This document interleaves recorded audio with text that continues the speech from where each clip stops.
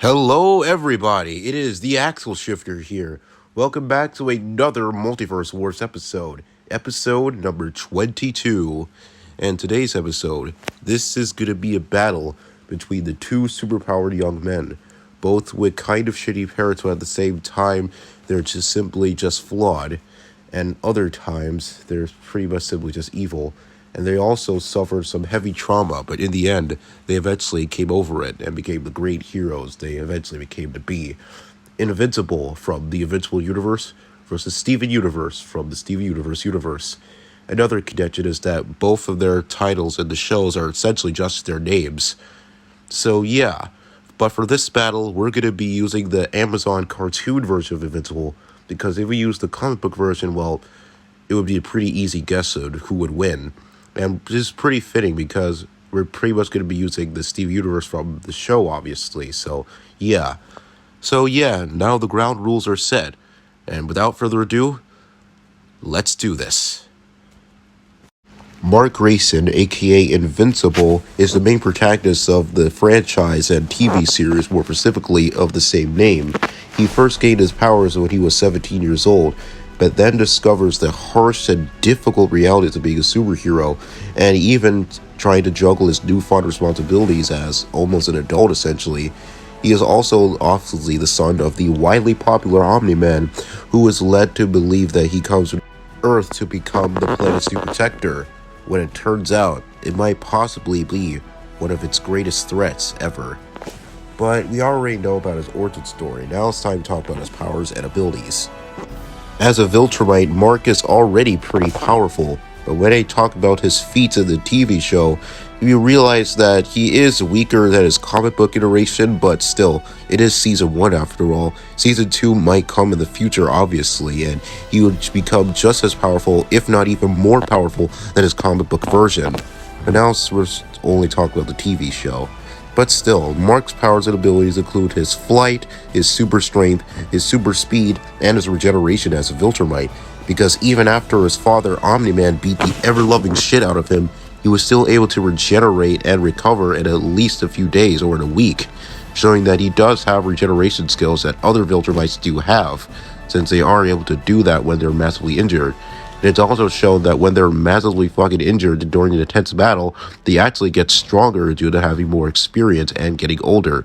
So Mark is nowhere near as powerful as a much more adult experienced Viltrumite or even an elderly one, hell no. But as for his other abilities, that includes his speed. His speed is already highly phenomenal, since he could easily keep up with Alan the Alien, who is capable of traveling to other planets in at least a few seconds, honestly. It's about relativistic speeds. And if you don't know, relativistic speeds can easily reach you about up to 670,616,629 miles per hour. So that is pretty fucking fast for Mark. And now let's talk about his other feats and abilities. He was easily capable of also fighting the Flaxen invasion. Even he fought off one of them, it's heavily blooding him, but he was able to get knocked down by the king. And he was also capable of fighting Monster Girl, pretty much punching her in the face and one-shotting her, essentially. So yeah, Mark is also pretty strong in that department. As for his durability, it should be around maybe multi-block level. He has shown surviving blows from characters that are much stronger than him, including Battle Beast and his own father, Nolan, Omni-Man. He could also regenerate from those attacks. And it also has some pretty high stamina, because even after getting fighted by Omni-Man and even Battle Beast, he still had the strength and stamina to go on, and he even stood his ground against them while fighting them still, despite being heavily injured in the process. But as for his weaknesses, however, this is Season 1, and Invincible has not shown his full power just yet, as he is still pretty weak compared to the comic book version, but he is bound to become more powerful. But as of now, yeah, this is all we got. And now it's time we talk about Steven Universe himself. Steven Universe is the main protagonist of the series of, well, Steven Universe. He is pretty much the main character throughout the entire series, and it never focuses off from his perspective as he goes on his adventures with the crystal gems, and pretty much defeats all of them through his sheer kindness alone. But yeah, we've already known about Steven Universe and his origin by now. He is the son of Rose Quartz, but when she eventually had to die in order to give birth to him, he eventually took on the mantle as kind of the leader of the Crystal Gems, kind of not. But yeah, that's how we talk about his powers and abilities. Steven at first throughout the show was kind of weak, to be honest, but as the show has gone on, he's become much more powerful due to understanding more about his powers and abilities, which we're going to be talking about. First off, his iconic shield and bubble. Both of them are meant to protect him from oncoming attacks and from protecting him from any damage. So they're both pretty much invincible, honestly, because, well, they're pretty much unbreakable, as shown by the series. He also has another abilities, like his healing spit, which are capable of healing gems, and is also his temporary floating abilities, which allow him to float in the air, but not exactly fly mostly. And also, as for his other powers and his speed, he has shown dodging attacks from either Topaz and Jasper throughout the series, and is even comparable to both Yellow and Blue Diamond, and was even capable of battling with Spinel, Bluebird, Azurite, and Jasper again. He was also so unbelievably fast that even Guard and the other Crystal Gems weren't really able to react to him, really.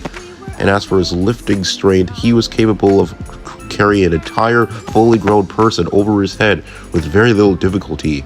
He also lifted a large box of musical equipment that would require 2 grown men to carry. And for his durability, it's also pretty high, as he survived the explosion of the entire Pyramid Temple, which is very large, and he was still able to survive with kind of little damage. And as for his stamina, it's also potentially limitless, if I would say, but it's pretty inconsistent. Sometimes he's able to fight for multiple hours, but other times he's instantly tired without even really trying. So it's pretty inconsistent. But he is the gem of the pink diamond after all, which, after all, that twist was pretty insane. But still, that would make sense if he has limitless stamina, potentially.